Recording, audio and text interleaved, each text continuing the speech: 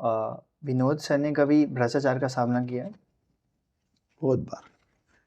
वो तो इंडिया में सब जगह हर व्यक्ति करते रहता है। सबसे बड़ा कोई था जिसमें आपको लगा कि ये काम तो बहुत इजी होने वाला था, पर तब भी उसमें आपको भ्रष्टाचार का सामना करना पड़ा? बहुत सारे ऐसे प्रसंग आते हैं कि जहाँ पर सीधा काम भी लोग बहुत टेढ़ा करके करते हैं। पार्टी में कभी हुआ है ऐसा? हमारी पार्टी तो बहुत जोरों से इस विषय में संघर्ष करती है जी। हाँ, बीएमसी में भी है, भ्रष्टाचार तो है ही। देखिए अभी पहले से भ्रष्टाचार कम हो गया, इतना तो मैं दावा कर सकता हूँ, क्योंकि अभी सिस्टम बेस्ड वर्किंग चालू हो गया। जितना आप ऑनलाइन सिस्टम ला रहे हो, डिजिटल कर रहे हो, उतना भ्रष्टाचार कम हो रहा है। और आने वाले दिनों में ये और होगा, क्योंकि बातें जितनी फटाफट ओपन होगी उतना भ्रष्टाचार कम होगा। फाइल में दबी हुई बातों में भ्रष्टाचार ज़्यादा होता है। जैसे अभी ऑक्यूपेशन सर्टिफिकेट चाहिए बिल्डिंग को, तो अभी ऑनलाइन सब मिलता है, सब चीज़ें ऑनलाइन होती है। कंसेशंस देने हैं बिल्डिंग में, IOD CC, पहले ये सब फाइल के अंदर होता था, तो उसमें भ्रष्टाचार होने का बहुत ज़्यादा चांस होता था। अभी ये सब चीज़ों में डिजिटलाइज होने के कारण आप जो करते हो डायरेक्टली सबको ऑनलाइन दिखता है, तो भ्रष्टाचार होने का बहुत कम चांस है। जी। विनोद सर का स्वागत है RTT के पॉडकास्ट में। नमस्कार। नमस्कार सर, जय हिंद। कैसे हैं आप सर? एकदम बढ़िया, रिलैक्स। हर फील्ड में जो इंसान आता है तो किसी से इंस्पायर होके आता है। आप किससे इंस्पायर हुए? आप कौन से फील्ड की बात कर रहे हैं? पॉलिटिशियन, पॉलिटिक्स में आने का पहले कभी सोचा नहीं था। वैसे मैं बचपन से RSS की शाखा में जाता था जी। बाद में कॉलेज में अखिल भारतीय विद्यार्थी परिषद में जाता था जी। और कॉलेज के बाद में मैं महिंद्रा, मैंने बीजेपी के लोगों के टच में था, लेकिन कभी बीजेपी में डायरेक्ट नहीं गया। लेकिन महिंद्रा कंपनी में मैं काम पे लग गया जी। और तब थोड़ा थोड़ा काम करता था। लेकिन एक बात ध्यान में ये आ रही थी, महिंद्रा में तो मुझे अच्छी सैलरी तो थी, अच्छी पोस्ट भी थी। बहुत कम उम्र में मेरा खुद का फ्लैट था, खुद की गाड़ी थी। कब की बात है sir? I am talking about way back in 95। हाँ, तो सब कुछ था मेरे पास। तो जिस उम्र में लोग जॉब ढूंढते हैं उस उम्र में मेरा फ्लैट था। मैंने भले लोन पे था, लेकिन था, वो था। गाड़ी मोटरसाइकिल थी ऑफकोर्स उस वक्त तो था। लेकिन मैं लोगों के लिए कुछ बहुत करना चाहता था। वो 4 दीवार में मैं नहीं कर पा सकता था महिंद्रा एंड महिंद्रा की। मैं इंजीनियर था, ट्रेनिंग इंजीनियर करके महिंद्रा में लग गया, बढ़ते बढ़ते मैनेजर तक गया। लेकिन 4 दीवारों में रहकर मैं लोगों के लिए उतना टाइम नहीं दे पाता था। इसके लिए मैंने उस टाइम महिंद्रा छोड़ दी बाद में, 10 साल काम करने के बाद में। लेकिन मन में तो बीजेपी पहले से ही थी। सोशल वर्क में बहुत इंटरेस्ट था राइट फ्रॉम द बिगिनिंग, नहीं तो अदरवाइज ABVP और बाकी स्टूडेंट मूवमेंट में जाता भी क्यों। तो लोगों में रहना, लोगों को मिलना, लोगों से बातें करना, लोगों को मदद करना, ये मेरी हॉबी है। I am totally extrovert personality. आपने ABVP की बात की। हमने बहुत सारे पॉडकास्ट लिए हैं अलग अलग पॉलिटिशियन के साथ, किसी ने भी ABVP के बारे में बात नहीं की है, तो आप थोड़ा समझाइए ABVP क्या करता है? ABVP Akhil Bharatiya Vidyarthi Parishad ji. It is the biggest student organisation of India, जिसका काम करने का मुझे सौभाग्य मिला। और बचपन से ही ABVP के कारण मेरे में नेतृत्व गुण बढ़ते गए। शिक्षा क्षेत्र के जो अलग अलग विषय है जो विद्यार्थियों को तकलीफ देते, वही विषय विद्यार्थी परिषद उठाती है। राष्ट्रीय स्वयंसेवक संघ के अलग अलग आयाम हैं, जैसे विश्व हिंदू परिषद धार्मिक क्षेत्र में काम करती है, वनवासी कल्याण आश्रम वनवासियों के लिए, उनके लिए जंगल क्षेत्र में जो लोग रहते हैं उनके लिए काम करती है, बीजेपी पॉलिटिक्स में काम करती है, शिक्षा भारती शिक्षा के क्षेत्र में शिक्षा भारती काम करती है। तो अलग अलग आयाम अलग अलग क्षेत्र में अपने अपने हिसाब से काम करते हैं। उसी तरह विद्यार्थी क्षेत्र में अखिल भारतीय विद्यार्थी परिषद ये काम करती है और विद्यार्थियों के विषय के लिए काम करते हैं। बहुत स्ट्रॉन्ग ऑर्गेनाइजेशन है, बहुत डिसिप्लिन्ड ऑर्गेनाइजेशन है। इनमें सभी विद्यार्थियों अलग अलग पदों पर भी काम करते हैं, प्रोफेसर्स भी, ऑफ कोर्स इसमें कॉलेज के स्टूडेंट्स आते हैं, तो प्रोफेसर्स भी इसके एक सर्टन लेवल पर पदाधिकारी भी रहते हैं। और हर क्षेत्र में, यानी इट्स अ नेशनल ऑर्गेनाइजेशन, तो महाराष्ट्र की अलग है, कर्नाटक की अलग है, इनकी अलग, और इनका सेंट्रल बॉडी भी है। ओके, आपने बीजेपी की ज्वाइन की? मैंने अभी आपको थोड़ी देर पहले कहा, मुझे लोगों के लिए काम करना था, और लोगों के लिए काम करके लोगों का काम होने के बाद मुझे बहुत अच्छा लगता है। लोगों के चेहरे की जो मुस्कान है वो मुझे बहुत आनंद देती है। कोई इंसिडेंट है ऐसा जब आपको लगा है कि हाँ मुझे प्राउड है? बहुत है, कोई एक बता सकते हैं आप? बहुत है, बहुत है। आज से कुछ साल पहले की मुझे याद है, मैं मेरी कंपनी से रिटर्न आया था, और हमारे घर के सामने एक नवजाला करके है, वो एक झोपड़पट्टी है। वहाँ के कुछ 8-10 बच्चे डहानू हैं, वहाँ पर गए थे जी। वो महालक्ष्मी माता के कुछ दर्शन के लिए।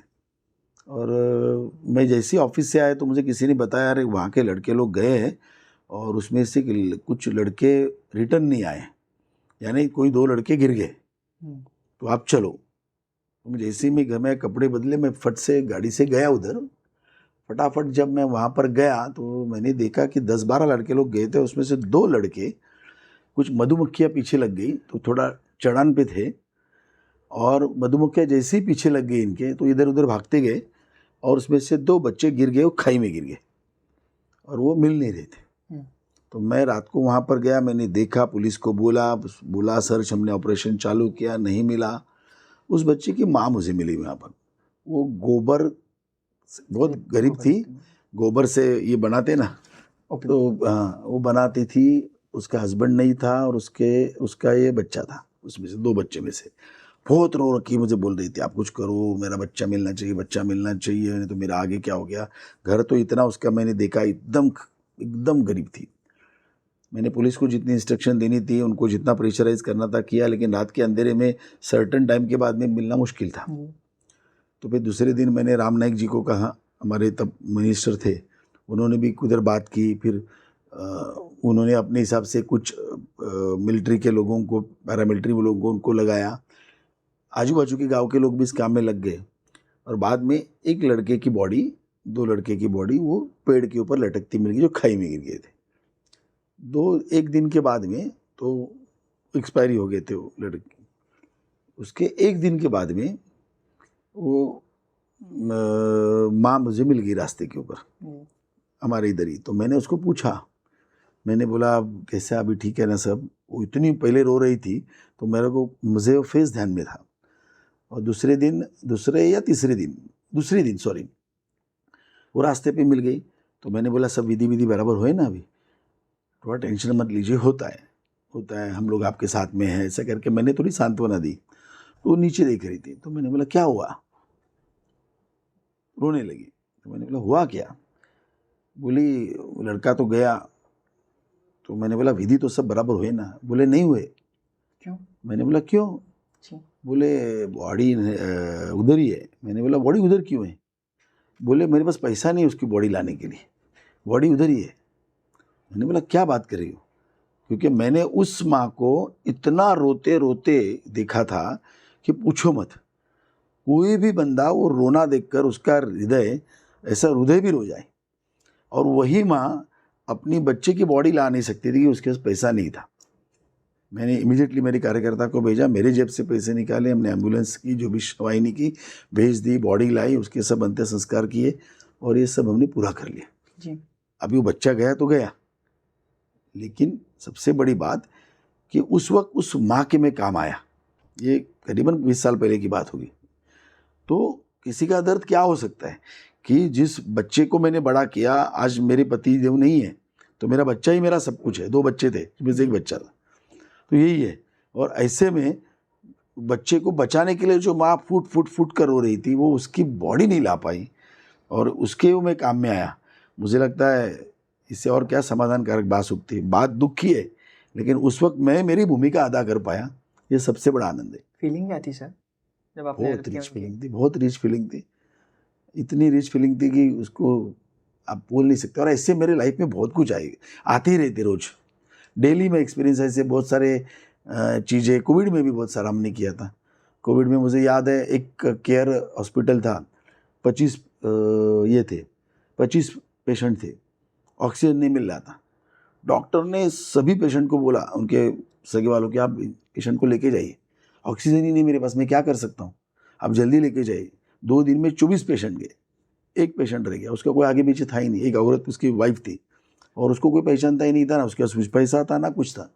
डॉक्टर हैरान हो गया, बोला लेके जाऊँ। तो वो कह रहे मैं जाऊँ किधर, मेरा तो कोई है ही नहीं, और मैं लेके जाऊँ तो ये ऐसे ही मर जाएगा। तो डॉक्टर बोला ये तो ऐसे भी मरेगा अभी इधर, क्योंकि ऑक्सीजन नहीं है। डॉक्टर बोला मेरे पास पैसा है लेकिन ऑक्सीजन मिल नहीं रहा है। उस टाइम वैसी परिस्थिति थी। किसी ने मुझे ये बात कही तो मैंने इधर उधर बीएमसी में, क्योंकि कोविड के 2 साल में तो हमने बहुत ही काम किए, करीबन कोविड के 2 दिन छोड़े तो मैं पौने 2 साल रोज के 7-8 घंटा बाहर था। तो हमने कहाँ से भी मैनेज करके बीएमसी को फ़ोन करके ये करके ऑक्सीजन लाया। और मुझे मालूम था कि डॉक्टर ने मुझे बोला अभी ये 3 घंटा बाकी है इसके, ये 3 घंटे के बाद मरेगा, अभी ये ऑक्सीजन खत्म हो रहा है, अभी मैं कुछ नहीं कर पाएगा। उसने पुलिस को इन्फॉर्म कर दिया कि मैं अभी इसकी जिम्मेदारी नहीं लेता हूँ। उसने बीएमसी को इन्फॉर्म कर दिया कि ये ऑक्सीजन खत्म हो रहा है और ये पेशेंट जाने वाला है। और 1 घंटा बाकी था तब मैंने 3 सिलेंडर लाए थे और उसको चढ़ाए हमने। और 3 सिलेंडर से भी क्या 20-22 घंटे की व्यवस्था हो गई। बाद में मैं भी कुछ कर नहीं पा रहा था। मैंने उनके रिलेटिव्स को बोला भाई अभी आगे आप देखो, क्योंकि उस वक्त इतनी किल्लत थी ऑक्सीजन की पूरे देश में। तो वो मैं कहाँ से कर पाया, कैसे कर पाया, लेकिन मैंने कर तो दिया।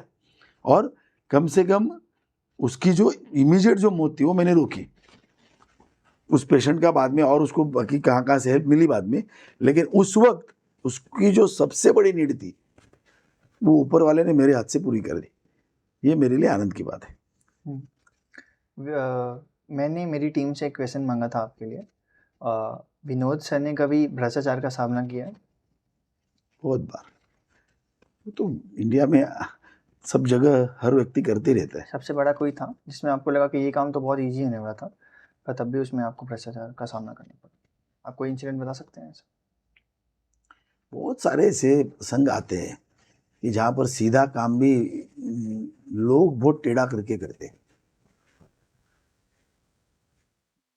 मुझे अभी कितने में प्रसंग है, मैं आपको कौन सा बताऊं, मुझे ध्यान में नहीं आ रहा है कि पार्टी में कभी हुआ है ऐसा? हमारी पार्टी तो बहुत जोरों से इस विषय में संघर्ष करती है जी। हाँ, बीएमसी में भी है भ्रष्टाचार तो है ही। हर देखिए अभी पहले से भ्रष्टाचार कम हो गया, इतना तो मैं दावा कर सकता हूँ, क्योंकि अभी सिस्टम बेस्ड वर्किंग चालू हो गया। जितना आप ऑनलाइन सिस्टम ला रहे हो, डिजिटल कर रहे हो, उतना भ्रष्टाचार कम हो रहा है।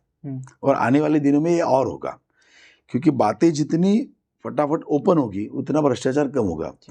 फाइल में दबी हुई बातों में भ्रष्टाचार ज़्यादा होता है। जैसे अभी ऑक्यूपेशन सर्टिफिकेट चाहिए बिल्डिंग को, तो अभी ऑनलाइन सब मिलता है, सब चीज़ें ऑनलाइन होती है। कंसेशंस देने हैं बिल्डिंग में, IOD CC, पहले ये सब फाइल के अंदर होता था, तो उसमें भ्रष्टाचार होने का बहुत ज़्यादा चांस होता था। अभी ये सब चीज़ों में डिजिटलाइज होने के कारण आप जो करते हो डायरेक्टली सबको ऑनलाइन दिखता है, तो वहाँ भ्रष्टाचार होने का बहुत कम चांस है। जी। एक क्वेश्चन मेरा और है, बीजेपी जो बिल्डोजर चला रही है लोगों के ऊपर, बहुत सारी जो पॉलिटिक्स हैं कांग्रेस के या फिर और भी पार्टीज, वो कहते हैं कि ये सिर्फ एक रिलीजन के ऊपर चल रहा है, तो आप क्या बोलना चाहोगे इसके ऊपर? बुलडोजर कहाँ चला रही है? किसी के भी घर में, कहाँ चला कहीं रही है? भी, कहाँ पर बोलो ना? यूपी में, मुंबई में, कहीं भी। मुंबई में तो बुलडोजर मुझे नहीं दिख रहा है किधर है। अभी मस्जिद मंदिर में सर चला था, आई थिंक किसी दुकान में, दुकान जब मतलब रोड के सामने दुकान थे बहुत सारी, लाइन से सबको तोड़ दिए थे। या फिर यूपी में जो चल रहा है वो, अभी मुझे ये पर्टिकुलर वाकया नहीं मुझे मालूम है, तो उसके बारे में मैं नहीं बोलूँगा। यूपी का अगर आप बोल रहे हो, क्योंकि आजकल बुलडोजर और यूपी थोड़ा ये है। हाँ, देखिए ऐसा है ना, लीगलाइज चीज़ें करना ये ज़रूरी है। हर चीज़ को कुछ रूल्स होते हैं जी, और रूल पाले तो सिस्टम चलती है, सिस्टम चली तो प्रोग्रेस होता है। हर व्यक्ति अपने मन के हिसाब से काम करे तो फिर उसको अच्छा लगेगा, लेकिन किसी को तकलीफ होगी। लेकिन रूल्स जब बनते हैं तो सबका हित ध्यान में रख के बनते हैं, इसके लिए सब ने रूल पालना है। अभी ओपन जगह मिली, कलेक्टर लैंड है, गवर्नमेंट की लैंड है, और आप जाके उसको एनक्रोचमेंट करके आपका घर बसाओगे, दुकान बसाओगे, फैक्ट्री बसाओगे, तो नेचुरली ओपन स्पेसेस, किसी को गार्डन बनाना है, अस्पताल बनाना है, बगीचा बनाना है, तो कहाँ बनाएगा गवर्नमेंट? गवर्नमेंट तो उधर ही बनाएगी ना।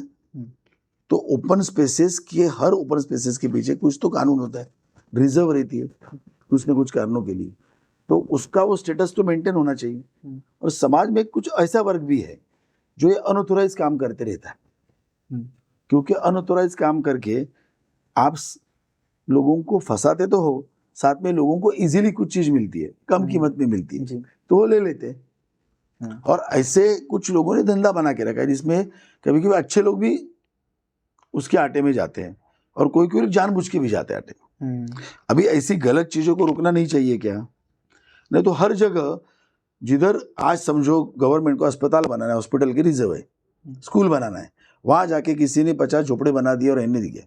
उसके ऑलरेडी झोपड़े कहाँ पर है, घर कहाँ पर है, अभी जगह खाली मिलने के लिए टोको, तो उसको तो तोड़ना ही पड़ेगा ना। अच्छे चीज वाले जो को प्रशासन सक्सेसफुल वही होता है जहाँ अच्छे चीज करने वालों को शाबाशी मिलती है और बुरे चीज करने वालों को दंडित करते हैं। तो दंडित करना ये भी अच्छे चीज को शाबाशी देने जितना ही इम्पोर्टेंट है। It's so simple. Okay, last question है सर आपके लिए। आपको क्या लगता है, पार्लियामेंट में भी अभी और हर जगह यही बात हो रही है कि बीजेपी सिर्फ एक ही बात करी, अखंड भारत, तो आपके हिसाब से क्या है अखंड भारत? अखंड भारत तो पहले था और अखंड भारत बहुत बड़ा था जी। संघ बीजेपी तो अखंड भारत का सपना ओपनली देखती है, क्यों नहीं देखने का, होना डिफिकल्ट है ये हमें भी मालूम है, क्योंकि आज का पाकिस्तान हो, आज का बांग्लादेश हो या अफगानिस्तान हो या सभी इंडोनेशिया, सभी तो पहले एक भारत थे। इतना भारत होगा तो बहुत बड़ा आनंद होगा, उसमें बाधा है क्योंकि आज के परिप्रेक्ष्य में होना डिफिकल्ट है जी। लेकिन अभी का जो भारत है उसको एकसंध रखे, प्रगतिशील रखे, इकोनॉमिकली वर्ल्ड के टॉप 3 कंट्रीज में अभी आए, हम हमारा सपना देख रहे हैं, उसको हम पूरी ताकत से करने के लिए प्रयास करेंगे। साथ ही में अगर डेफिनेटली कश्मीर हमारा जो खोया है हमने, जो हमारी दुखती दर्द है यहाँ पर, जो हमसे गलत तरीके से छीन लिया गया, वो कश्मीर को तो हम जरूर लाएंगे। जी सर, हमारे पॉडकास्ट में एक लास्ट पार्ट होता है जिसमें 3 वंडर वर्ड्स होते हैं, जिसमें मैं आपको एक वर्ड दूंगा, आप क्या सोचते हो उसके बारे में आप बताइए। हाँ। ठीक है, पहला वर्ड है बीजेपी। आप क्या सोचते हो बीजेपी के बारे में? इनका फ्यूचर क्या है, इन्होंने क्या किया है आज तक, आप क्या सोचते हो बीजेपी जब ये वर्ड आता है आपके दिमाग में? तो बीजेपी यानी प्रोग्रेस, बीजेपी यानी डिसिप्लिन, बीजेपी यानी इस देश का फ्यूचर, बीजेपी यानी मोदी, बीजेपी यानी best economy of world, BJP यानी लोगों की सपना पूरा करने वाली ऑर्गेनाइजेशन, बीजेपी यानी world's biggest political organisation, BJP यानी कमजोर लोगों के पीछे रहकर उसको आगे लाने वाली ऑर्गेनाइजेशन, बीजेपी यानी कार्यकर्ताओं को निर्माण करने वाली ऑर्गेनाइजेशन, कार्यकर्ता का व्यक्तिमत्व बनाने वाले ऑर्गेनाइजेशन, बीजेपी यानी कमजोरों के लिए संघर्ष करने के लिए ऑर्गेनाइजेशन, बीजेपी यानी इस देश का फ्यूचर सिक्योर करने का तरीका है, एक संस्था है। बहुत लोग कह रहे थे इस साल बीजेपी नहीं आएगी, तब भी आई। आपको अगले साल क्या लगता है आने वाले सालों में? आने वाली है। देखो कैसा है, जिस पेड़ पे फल आते हैं उस पेड़ पे लोग पत्थर मारते हैं जी। तो जब पत्थर ज़्यादा आएंगे तो समझ जाने का कि हम सही राह पे जा रहे हैं। अभी बीजेपी के ऊपर ज़्यादा जितना पीछे पड़े हैं, इसका मतलब ही सब इकट्ठा होके भी हमें कुछ नहीं कर पा रहे हैं क्योंकि हम अच्छा काम कर रहे हैं। तो और आप देखिए, जब आप आगे जाते हो तो ही पीछे वाला आपके बारे में बोलता है जी। आप पीछे वाले के बारे में कभी बोलते नहीं है। तो जितना हमारी ज़्यादा पीछे बोलेंगे उतना हम समझेंगे हम सही राह पे है और हमारा काम करते जाएंगे। दूसरा शब्द है गवर्नमेंट, सरकार कैसी होनी चाहिए आपके हिसाब से? सरकार वो होनी चाहिए जो अंतिम व्यक्ति के बारे में सोचे। अंतिम व्यक्ति यानी पिछड़ा हुआ व्यक्ति।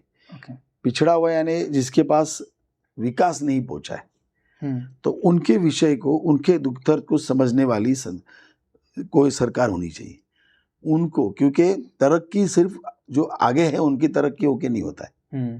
तो जितना तरक्की बैलेंस होनी चाहिए, तो पीछे वालों को भी पहले आगे लाना पड़ेगा जी। उसको सरकार बोलते हैं। सरकार वो है जो बायस नहीं हो।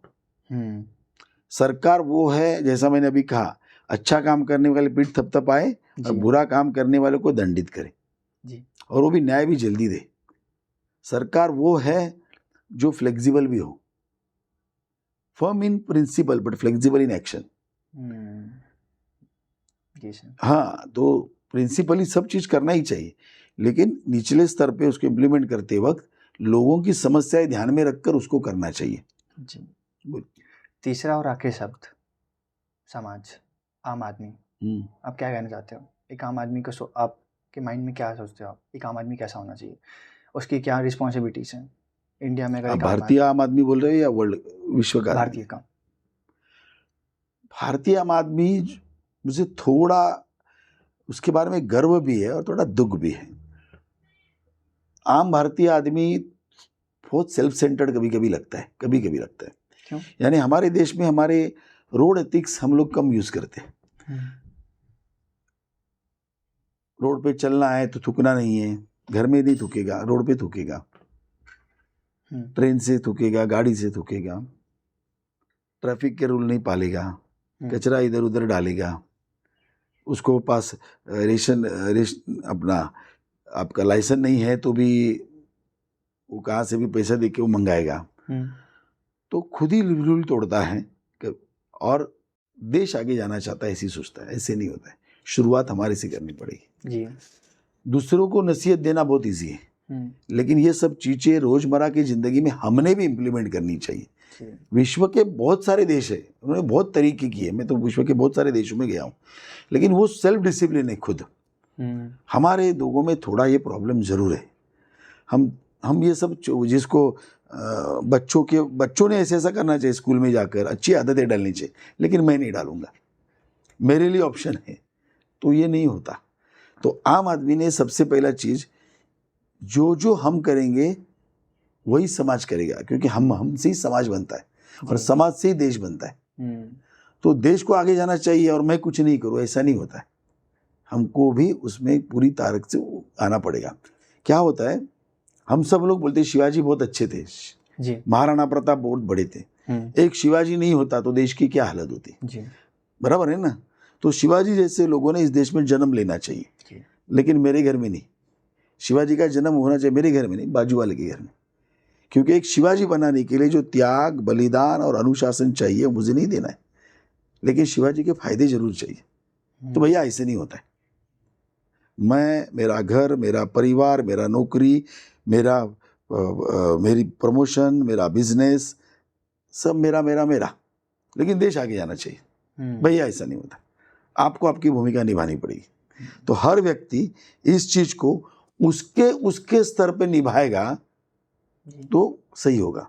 और इसके लिए मैं ऑलवेज एक कहता हूँ, जब हमें लगता है ना ये चीज मैंने करनी चाहिए, नहीं चाहिए, थोड़ा हमारे आंखों के सामने महात्मा गांधी लाइए, सुभाष चंद्र बोस लाइए, लोकमान्य तिलक लाइए।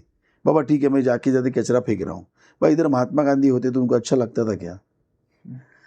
अगर मैं उधर सिग्नल क्रॉस कर रहा हूँ और मुझे कोई पैसा मैं उसको दे रहा हूँ और मेरे को छोड़ दे, अगर लोकमान्य तिलक होते तो उनको अच्छा लगता था क्या? अगर उसका जवाब हाँ है जरूर करो, अगर उसका जवाब ना है ना तो मत करो। सिंपल टेस्ट है, करो, क्योंकि इन लोगों ने इस देश को बनाया है और संवारा भी है जी। तो उस स्तर पे हमने अपना काम करना चाहिए, ऑटोमेटिक देश आगे जाएगा। ठीक है जी सर।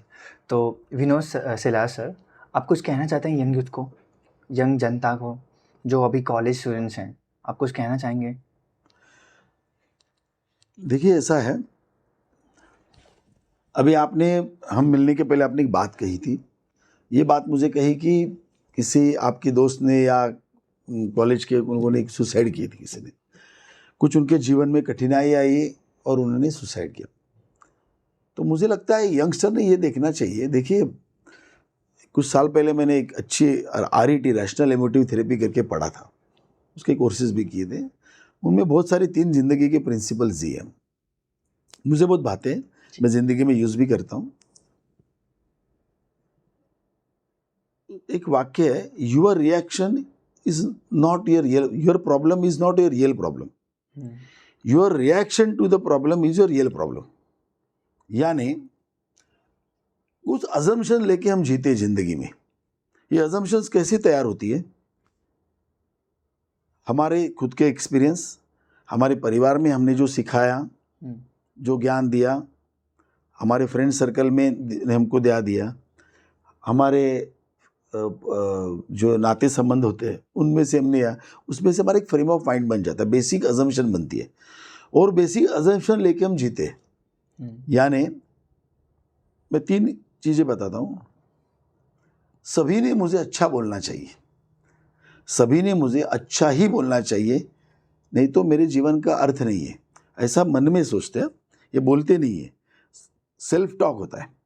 और इसके लिए कुछ लोग ना अपना जीवन ऐसा जीते कि सब ने मुझे अच्छा ही बोलना चाहिए, इसके लिए सबके लिए करते जाते, और कोई अच्छा नहीं बोलता तो फिर दुख होने लगता है उसको, फिर वो डिस्टर्ब हो जाता है। तो मेरा मानना है कि सबने अच्छा बोलना चाहिए, इच्छा हो सकती है और उसमें कोई बुरी बात नहीं है।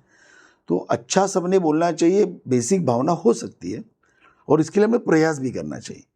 लेकिन कभी कभी पूरी ज़िंदगी सबने अच्छा बोलना चाहिए इसके लिए करते हैं, और अपने को जो अच्छा लगता है वो करते नहीं लोग, और कभी पूरी ज़िंदगी निकल जाती है या कुछ दिन निकल जाते, बरस निकल जाते हैं, बाद में ध्यान में ही आता है अरे इतना करने के बाद भी वो अच्छा नहीं बोल रहे हैं, तो फिर उसके जीवन का मकसद ही कभी कभी डिस्टर्ब हो जाता है, फायर हो जाता है। तो किसी ने मुझे अच्छा बोलना चाहिए यहाँ तक ठीक है, लेकिन अच्छा बोलना ही चाहिए, जब ये ही लगता है ना तब तकलीफ आती है। तो आप अपेक्षा करो, लेकिन उस अपेक्षा का कन्वर्जन जरूरत में मत करो। जब वो जरूरत में होती है तब व्यक्ति दुखी होता है। दूसरा, आजू बाजू के परिस्थिति से मेरा मार्ग सुकर होना ही चाहिए, नहीं तो जिंदगी जीने में क्या अर्थ है। हर व्यक्ति, आप भी, ये मैं बोलता हूँ, अपने अपने ज़िंदगी के उदाहरण देखो, जब आप डिस्टर्ब हो गए, दुखी हो गए, तब ऐसा ही कुछ आपने सोचा होगा। एक व्यक्ति घर से निकलता है, बस स्टॉप पे आता है, लाइन रहती है, बोलता है ये बस स्टॉप पे कितनी लाइन, इतना लाइन कैसे जाएगा मैं, मेरे को तो भी लेट हो जाएगा। वो मन में 2-4 गाली बीएसटी को भी देता है। बाद में बीएसटी से उतरता है, रेलवे स्टेशन पे जाता है, इतनी बड़ी भीड़, वो रेलवे अंदर ही नहीं जा पाता है। फिर बोलता है अरे यार इतना मैं पैसा खर्चा करता हूँ, इतना पास लेता हूँ, फिर भी ये रेलवे इतनी भरी हुई है, मैं कैसे जाऊँगा। ये रेलवे वालों को कुछ समझता नहीं है, गवर्नमेंट को उधर भी 2-3 मन में भला बुरा कह डालता है। बाद में कैसे कैसे वो अंदर घुस जाता है, तो इतनी रश है, पसीना पसीना हो जाता है। उधर भी बोलता है गवर्नमेंट को सिस्टम करती नहीं है, ये है, बाजू वाला क्या बात कर रहा है, इतना ज़ोर से थोड़ी बात कर सकते हैं, अरे हमको शांति चाहिए, तुम लोग क्या पत्ते खेलते हो, ये खेलते हो। उधर से उतरता है, ऑफिस तक जाता है, उधर आता है तो लिफ्ट बंद है। अरे क्या हो गया यार, लिफ्ट बंद है, ये लोग ने क्या बिल भरते नहीं क्या, मेंटेनेंस नहीं देखते क्या, क्यों लिफ्ट बंद है। ऐसे थोड़ी होता है, अभी मेरे को ऊपर जाना पड़ेगा, अभी रुकना पड़ेगा। फिर उसके मन में चालू, फिर वो बिल्डिंग वाले, मेंटेनेंस वाले, सब जो इंचार्ज है उनको इतना करके वो अंदर जाता है। जाते जाते कोई उसका बॉस मिलता है, उसको हाय सर, हेलो, वो बॉस देखता ही नहीं, इसके बाद अपने काम में, वो अपने काम में निकल जाता है। मन में आता है यार ये लोग क्या ज़्यादा शाने हो गए, मैं इतना उसको हेलो किया, नमस्ते किया, तो करता भी नहीं, वो शाना हो गया। अभी क्या होता है, मैं जैसे ही 3-4 मेरे जो इंस्टेंस थे पहले, मेरे मन में मैं सेल्फ टॉक कर रहा था। क्या सेल्फ टॉक था, आजू बाजू की परिस्थिति ने मेरा मार्ग ईजी होना चाहिए, ऐसे मेरे मन में रखा था। लेकिन मुझे किसी ने कहा नहीं था ना कि ऐसा होते ही जाएगा। ये तो लाइफ है, तो ट्रेन कभी लेट हो सकती है, बस कभी लेट हो सकती है, लिफ्ट का प्रॉब्लम हो सकता है, और भी कुछ हो सकता है। लेकिन मेरे मन में सोचा कि ये सब इजी होना ही चाहिए। अगेन मैं वही बोला कि इजी होना चाहिए, यहाँ तक ठीक है, इजी होना ही चाहिए बोला, मैंने अपने आप को दुखी बनाया। तो हुआ तो ठीक है, नहीं हुआ तो भी ठीक है। अगर ये सोच में जाएं तो मुझे बहुत बड़ा फायदा हो सकता है। तीसरी बात, मैं सबसे प्यार से व्यवहार करता हूं, सबसे न्याय से व्यवहार करता हूं, तो सभी ने मुझे प्रेम से और न्याय से व्यवहार करना ही चाहिए, नहीं तो जीवन कठिन है। अभी होता है क्या, हर व्यक्ति अपने अपने जीवन के अलग अलग संस्कारों से आता है, अलग अलग विचारों में पलता है, अच्छा अलग अलग लोगों में पलता है, तो उस हिसाब से उसका जीवन बनता है, तो वैसा ही व्यवहार करेगा। सभी को अलग वही संस्कार अच्छे मिलते हैं ऐसा नहीं है, तो वो अपनी अपनी जगह सही होता है। तो मैंने सबसे प्यार किया, मैंने उसका अच्छा किया, इसका अच्छा किया, लेकिन इसने फिर भी मेरे से गलत किया, तो मैं मन में इतना उसको रखता हूँ, मैं इससे इतना प्यार करके बात करता हूँ, लेकिन ये मेरे बारे में बुरा बोलता है। मैंने उसको इतना बार मदद की, उसको मदद की, लेकिन देखो इसने इधर मेरी बजाई। तो तकलीफ इधर ही है कि सबने मेरे से प्यार करना चाहिए और न्याय करना चाहिए, यहाँ तक ठीक है अगेन, लेकिन सभी ने मेरे से प्यार करना ही चाहिए बोला तो दुख आ गया। बराबर है। यानी मेरा कहने का मतलब है हम जब जन्म लेते हैं तो भगवान ने कभी ऐसा कहा नहीं था ना कि ऐसा ही ये सब होगा तेरे साथ। ये तो मैंने मेरे मन में बात सोचने चालू की कि ऐसा ही होना चाहिए और मैं दुखी हो जाता हूँ। तो हमारा दुख का कारण बाहर नहीं है, हमारा दुख का कारण हमारे सोच में है, मेरे सेल्फ टॉक में है। मैं मेरे से कैसे बात करता हूँ मेरे दुख का कारण है। बहुत बड़ा विषय कभी बाद में बताऊंगा, लेकिन इन शॉर्ट जैसा मैंने कहा, your problem is not your real problem, your reaction to the problem is your real problem. So आप समस्या में इतनी ताकत नहीं होती कि आपको दुखी कर सकती है। आपकी समस्या के पास किस ढंग से देखते हो, किस सोच से देखते हो, वही तय करता है कि आप सुखी होंगे या दुखी होंगे। जी सर। तो विनोद सेहलाग सर, यही हमारा पॉडकास्ट था और जय हिंद, जय भारत। मिलते हैं नए पॉडकास्ट।